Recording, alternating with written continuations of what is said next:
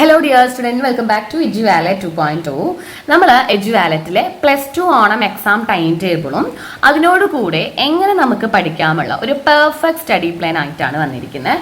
നമ്മളിതിന് കഴിഞ്ഞാൽ ഒരു 1 വീക്ക് സ്റ്റഡി പ്ലാൻ ഒക്കെ നമ്മൾ ഇനി ഇട്ട് കിട്ടാം. പക്ഷേ ഈ 1 വീക്ക് സ്റ്റഡി പ്ലാൻ ഉണ്ടല്ലോ എന്ന് വിചാരിച്ച് മാക്സിമം ആ ഒരു ടൈം കളയരുത്. ടൈം ടേബിൾ അറിഞ്ഞത് മുതൽ പഠിച്ചു തുടങ്ങണം എന്നാണ് ശരിക്കും പറഞ്ഞാൽ എക്സാമിന്. അതായത് നമ്മൾ എന്ന് ടൈം ടേബിൾ അറിയുന്നുണ്ടോ, അതായത് ഇപ്പോൾ എല്ലാ എക്സാമിനും കേട്ടോ, ഓണം ആയിക്കോട്ടെ, ക്രിസ്മസ് എക്സാം ആയിക്കോട്ടെ, അതേപോലെ ഫൈനൽ എക്സാം ഉള്ള എക്സാം ഒക്കെ ആയിക്കോട്ടെ, ടൈം ടേബിൾ വന്നു കഴിഞ്ഞാൽ നിങ്ങളുടെ കൗണ്ട് ഡൗൺ സ്റ്റാർട്ട് ആയി എന്നാണ് അതിൻ്റെ അർത്ഥം.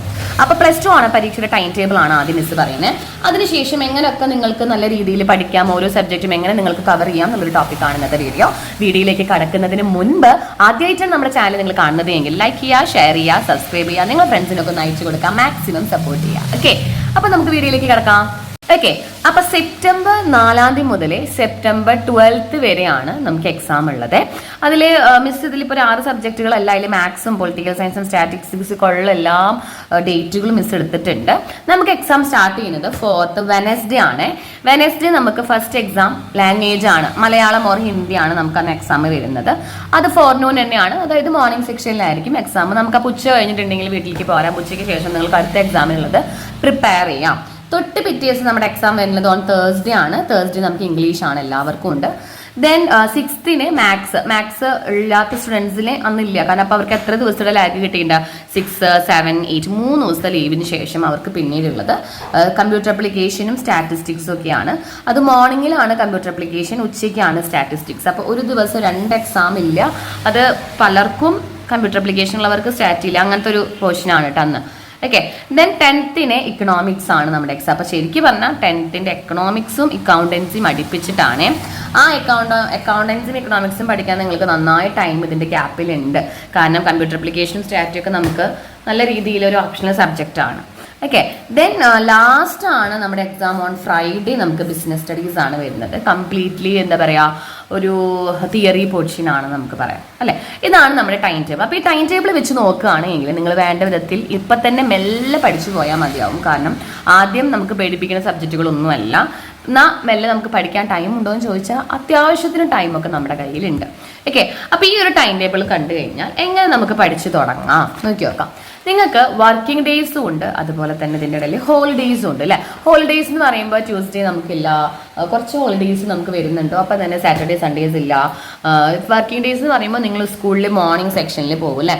9 to 5:30 വരെ നിങ്ങൾ എങ്ങനെയും സ്കൂൾ ടൈമാണ്. നിങ്ങൾക്ക് ഇതിൻ്റെ ഉള്ളിൽ ഒന്നും ചെയ്യാൻ പറ്റില്ല അല്ലേ.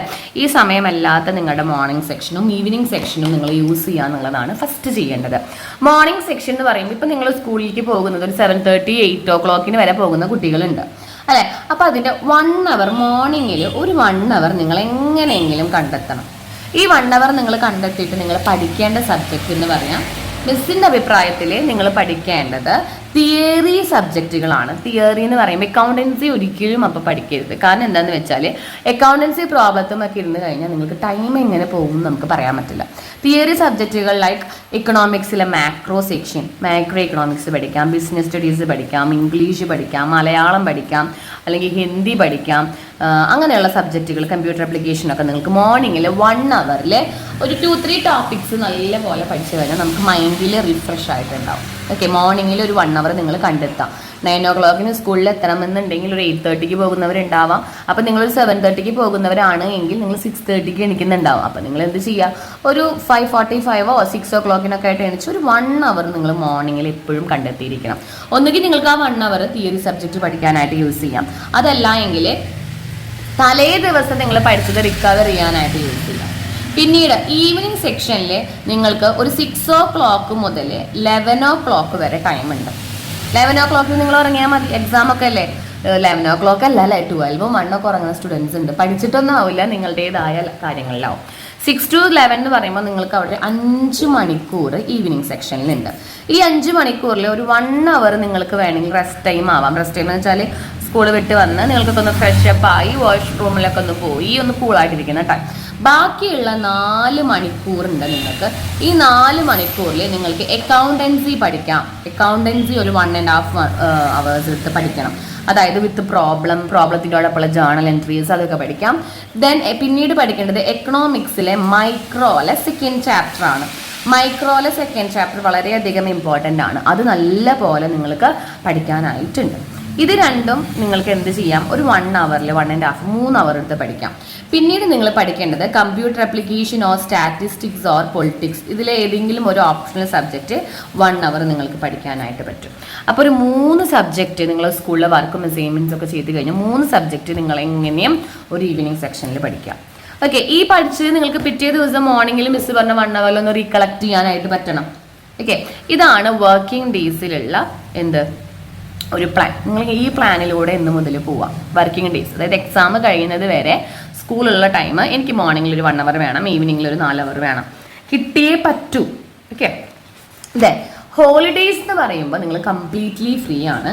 ഇവിടെ നിങ്ങൾ മോർണിംഗ് സെക്ഷനിൽ എത്ര ടൈമിന് എണിച്ചാൽ മതി, ഒരു 6 o'clock മുതൽ 10 o'clock വരെ നിങ്ങൾക്ക് 4 മണിക്കൂർ കിട്ടുന്നുണ്ട്. ഓക്കെ, പഠിക്കാനുള്ള ടൈമാണ്. പിന്നീട് നിങ്ങൾക്ക് ആദ്യം നോൺ സെക്ഷൻ നമുക്ക് നോക്കാം. നോൺ സെക്ഷനിൽ നിങ്ങൾ ഒരു 10 o'clock കഴിഞ്ഞാൽ നിങ്ങൾ ഫുഡൊക്കെ കഴിച്ച് റിലാക്സ്ഡ് ആയിട്ട് ഒരു 2 o'clock മുതൽ ഒരു 5 o'clock വരെ നിങ്ങൾക്ക് എത്ര ടൈം കിട്ടുന്നുണ്ട്, ഒരു 3 മണിക്കൂർ കിട്ടുന്നുണ്ട്. ദെൻ നിങ്ങൾക്ക് നൈറ്റ് സെക്ഷൻ, അതായത് ഈവനിങ് സെക്ഷൻ 7 to 11 എഗെയിൻ നിങ്ങൾക്ക് ഒരു 4 hours നിങ്ങൾക്ക് അവിടെ കിട്ടുന്നുണ്ട്. അപ്പോൾ ടോട്ടലി നിങ്ങൾക്ക് എത്ര സമയം കിട്ടുന്നുണ്ട് അവിടെ, ഒരു 11 hours വർക്കിംഗ് ഡേയ്സിൽ സ്റ്റഡി ചെയ്യാനായിട്ടുണ്ട്. ഇത് പോരെ, ധാരാളമല്ലേ നിങ്ങൾക്ക് പഠിക്കാൻ. ഒരു വിഷയം തന്നെ, ഒരു സബ്ജക്റ്റ് തന്നെ കംപ്ലീറ്റ്ലി തീർക്കാം അല്ലേ. 2-3 വിഷയങ്ങൾ മാറി മാറി പഠിക്കാനുള്ള സമയമുണ്ട്. അപ്പം നിങ്ങൾ എന്ത് ചെയ്യേണ്ടേ, ഹോളിഡേയ്സ് വരുമ്പോൾ ഫങ്ഷൻസ് ചെറുതായിട്ടൊന്ന് കുറയ്ക്കാം.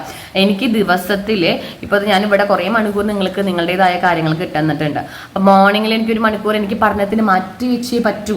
ഈവനിങ് സെക്ഷനിൽ എനിക്കൊരു 4 മണിക്കൂർ ഞാൻ പഠിക്കല്ലാതെ വേറെ ഒന്നും ചെയ്യില്ല. കാരണം എന്താണെന്നറിയോ, എക്സാം ആണ്. ഇതുവരെ നമുക്ക് അങ്ങനെ നോക്കേണ്ട ആവശ്യമില്ല. എക്സാം വന്നിട്ടുണ്ട്, എനിക്ക് +1 ഇത്ര മാർക്കേ ഉള്ളൂ, അപ്പം ഇനി ഒപ്പിക്കണമെങ്കിൽ ഇനിയും ശ്രമിച്ചാൽ നിങ്ങൾക്ക് നല്ല മാർക്ക് കിട്ടും.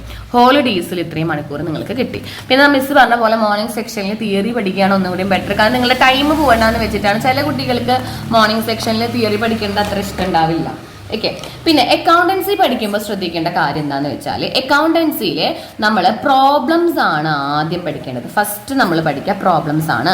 ആ പ്രോബ്ലംസ് പഠിക്കുന്നതോടൊപ്പം തന്നെ അതുമായി ബന്ധപ്പെട്ട ജേർണൽ എൻട്രീസ് ഉണ്ടാവാം, തിയറി ഉണ്ടാവാം, ഒപ്പം പഠിച്ചു പോവാം. ഇപ്പോൾ ഫോർ എക്സാമ്പിൾ പറയുകയാണെങ്കിൽ P&L അപ്രോപ്രിയേഷൻ അക്കൗണ്ട് പ്രോബ്ലം ചെയ്യുമ്പോൾ അതും പഠിക്കുക, അതിനോടൊപ്പം അതിൻ്റെ ജേർണലും അതുമായി ബന്ധപ്പെട്ട തിയറി, അതായത് എന്താണ് P&L അപ്രോപ്രിയേഷൻ അതും പഠിച്ചു കഴിഞ്ഞാൽ പിന്നെ അവിടെ നമുക്ക് ആ പാഠത്തിൽ തിയറി പഠിക്കാനില്ല. അതേപോലെ തന്നെ പ്രോബ്ലംസ് ആദ്യം കവർ ചെയ്ത് കഴിഞ്ഞാൽ നമുക്ക് ചില കുട്ടികൾക്ക് പ്രോബ്ലംസ് സ്പീഡാണ്. പ്രോബ്ലംസ് കഴിഞ്ഞ ശേഷം തിയറി പഠിക്കാം. തിയറീസ് എന്ന് പറഞ്ഞാൽ +2 അക്കൗണ്ടൻസിയിൽ തിയറി വളരെയധികം കുറവാണ്. പ്രോബ്ലം പഠിച്ചാൽ തന്നെ ഓട്ടോമാറ്റിക്കലി നമുക്ക് തിയറി പഠിക്കാൻ പറ്റും. അപ്പോൾ ഫസ്റ്റ് നിങ്ങൾക്ക് ഏത് പഠിച്ച് കഴിക്കാം, അക്കൗണ്ടൻസി പഠിക്കാം. കമ്പ്യൂട്ടറൈസ്ഡ് അക്കൗണ്ടിങ് കുട്ടികൾക്ക് അതിനും സുഖമാണ്. 2 ചാപ്റ്റേഴ്സ് കമ്പ്യൂട്ടറൈസ്ഡ് അക്കൗണ്ടിൽ നിന്ന് നല്ല എളുപ്പമാണ്. ഒരു 10 മിനിറ്റ് മതി നിങ്ങൾക്ക് അതൊന്ന് കവർ ചെയ്യാൻ. അക്കൗണ്ടൻസി ആദ്യം പഠിച്ച് സെറ്റാക്കി ഒരു സൈഡിൽ വെക്കുക. കാരണം നമുക്കത് എക്സാം വരുന്നത് ശനി ഞായറൊക്കെ കഴിഞ്ഞിട്ടാണ്.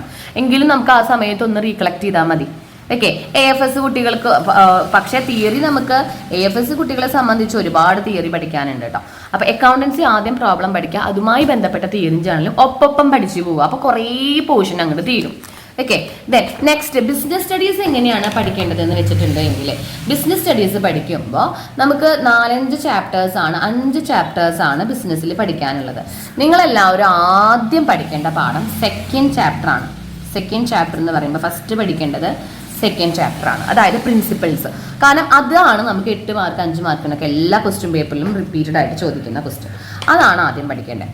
രണ്ടാമത് നിങ്ങൾ പഠിക്കേണ്ട പാഠം ഫസ്റ്റ് ചാപ്റ്റർ ആണ്. മാനേജ്മെന്റിനെ കുറിച്ചിട്ട് മാനേജ്മെന്റ് ഫീച്ചേഴ്സ്, കോർഡിനേഷൻ അതൊക്കെയാണ് പിന്നീട് പഠിക്കേണ്ടത്. പിന്നീട് നിങ്ങൾ പഠിക്കേണ്ട പാഠം ഏതാണെന്ന് ചോദിച്ചു കഴിഞ്ഞാൽ നമ്മൾ തേർഡ് പഠിക്കേണ്ടത് നിങ്ങളെ 4th ചാപ്റ്റർ ആണ്. അത് പ്ലാനിങ് എന്ന് പറഞ്ഞ പാഠമാണ് പിന്നീട് പഠിക്കേണ്ടത്. 4ാമതായിട്ട് നിങ്ങൾ പഠിക്കേണ്ടത് 5th ചാപ്റ്റർ ആണ്, അതായത് ഓർഗനൈസിങ്. ലാസ്റ്റ് പഠിച്ചാൽ മതി ഏത് 3rd ചാപ്റ്റർ, നമ്മൾ ബിസിനസിന്റെ എൻവയോൺമെന്റ് ഈ ഒരു ഓർഡറിൽ നിങ്ങൾ പഠിച്ചു നോക്കിയിരിക്കുകയും നല്ല രീതിയിൽ മാർക്ക് കിട്ടും. കാരണം സെക്കൻഡ് ചാപ്റ്ററിൽ നമുക്ക് ഒരുവിധം 2 പോർഷൻസ് മാത്രം പഠിച്ചാൽ മതി. അപ്പോൾ മിസ് ഇനി ബിസിനസ് സ്റ്റഡീസിൽ ഇമ്പോർട്ടൻ്റ് ആയിട്ട് പഠിക്കേണ്ട ക്വസ്റ്റ്യൻസുകളൊക്കെ ഇടും കേട്ടോ. അപ്പോൾ അതിൽ നിങ്ങൾക്ക് ഇത് വളരെ ഹെൽപ്ഫുൾ ആയിരിക്കും. ഓക്കെ, പിന്നെ ബിസിനസ് സ്റ്റഡീസ് പഠിക്കുമ്പോൾ ശ്രദ്ധിക്കേണ്ട കാര്യം എന്താണെന്ന് വെച്ചാൽ ഷോർട്ട് നോട്ട് നിങ്ങൾ യൂസ് ചെയ്യുക. ഷോർട്ട് നോട്ട് എന്ന് പറയുമ്പോൾ നിങ്ങൾക്ക് ഓർമ്മ കിട്ടാനായിട്ട് കോഡ് ഭാഷ യൂസ് ചെയ്യുന്ന കുട്ടികളുണ്ട്. അതിനേക്കാൾ ബെറ്റർ മാനേജ്മെന്റ് ഫീച്ചേഴ്സ് എന്താണ്, പിന്നെ കണക്ട് ചെയ്ത് പഠിക്കുക. കണക്ട് ചെയ്യുക വെച്ചാൽ നിങ്ങളെ ഡെയിലി ലൈഫിൽ മനസ്സിലാക്കി പഠിക്കുക. ഡെയിലി ലൈഫുമായിട്ട് പഠിക്കുന്ന ടോപ്പിക്ക് കണക്ട് ചെയ്യുക. ഇപ്പോൾ ഫോർ എക്സാമ്പിൾ പറയുകയാണെങ്കിൽ മാനേജ്മെന്റിന്റെ ലെവൽസ് ഓഫ് മാനേജ്മെന്റ്. അപ്പോൾ ലെവൽസ് ഓഫ് മാനേജ്മെന്റ് എന്ന് പറയുമ്പോൾ ഞാനിപ്പോൾ മാനേജ്മെന്റിലെ വലിയ സൂപ്പർവൈസർ ആണ്, അപ്പോൾ എനിക്ക് എന്തൊക്കെ മാനേജ് ചെയ്യണം, അങ്ങനെ കണക്ട് ചെയ്ത് പഠിച്ചാൽ നിങ്ങൾ അതിലേക്ക് ഇറങ്ങി ചെന്നാൽ മാത്രമേ ബിസിനസ് സ്റ്റഡീസ് നമുക്ക് ഓർമ്മയിൽ ഉണ്ടാവുള്ളൂ. അപ്പോൾ കണക്ട് ചെയ്ത് പഠിക്കുക, ഷോർട്ട് നോട്ട് ഓർത്ത് വെക്കുക, ഓർഡർ പ്രകാരം പഠിക്കുക. ഓക്കെ, ദെൻ എക്കണോമിക്സ് പഠിക്കേണ്ടത് എങ്ങനെയാണെന്ന് വെച്ചാൽ നിങ്ങൾ +1 പഠിച്ച എക്കണോമിക്സിനേക്കാൾ വളരെയധികം ഡിഫറെൻ്റ് ആണ്. എക്കണോമിക്സ് പഠിക്കുമ്പോൾ 2 സെക്ഷനായിട്ട് വേണം പഠിക്കാനായിട്ട്, 2 ബുക്കുള്ള പോലെ പഠിക്കുക. ഫസ്റ്റ് നമ്മൾ മൈക്രോ പഠിക്കണം, ദെൻ സെക്കൻഡ് നിങ്ങൾ മാക്രോ പഠിച്ചാൽ മതി. ഫസ്റ്റ് മൈക്രോ പഠിക്കണം എന്ന് പറയേണ്ടത് എന്താണെന്ന് വെച്ചാൽ മൈക്രോയിൽ നമുക്ക് കുറച്ച് കർവുകൾ വരുന്നുണ്ട്. ആദ്യം കർവുകൾ വരയ്ക്കാനായിട്ട് പഠിക്കാം. കർവുകൾ വരയ്ക്കാനായിട്ട് പഠിക്കുമ്പോൾ തന്നെ നമുക്ക് ഓട്ടോമാറ്റിക്കലി അതുമായി ബന്ധപ്പെട്ട ഫീച്ചേഴ്സൊക്കെ നമ്മൾ പഠിക്കും. പിന്നീട് നമ്മൾ എന്ത് ചെയ്യുക, പ്രോബ്ലം ഉണ്ട്, പ്രോബ്ലം പഠിക്കാനായിട്ട് നോക്കാം. പ്രോബ്ലം പഠിച്ച ശേഷം നമ്മൾ എന്ത് പഠിച്ചാൽ മതി, തിയറി ഉണ്ടെങ്കിൽ അതിൽ പഠിച്ചാൽ മതി. മൈക്രോയിൽ തിയറി വളരെ കുറവാണ്. മാക്രോയിൽ നിങ്ങൾ ആദ്യം പഠിക്കേണ്ടത് തിയറി, അതായത് 8 മാർക്കിൻ്റെ കുറച്ച് ക്വസ്റ്റ്യൻസ് ഉണ്ട് സെക്കൻഡ് ചാപ്റ്ററിൽ, അതാണ്. പിന്നീട് പഠിക്കേണ്ടത് നിങ്ങൾ ഇക്വേഷൻ ആണ്. ഇക്വേഷൻ ലാസ്റ്റ് നോക്കിയാൽ മതി. ഈ ഇക്വേഷൻ എന്ന് പറയുന്നത് ലാസ്റ്റ് നോക്കിയാൽ മതിയോ.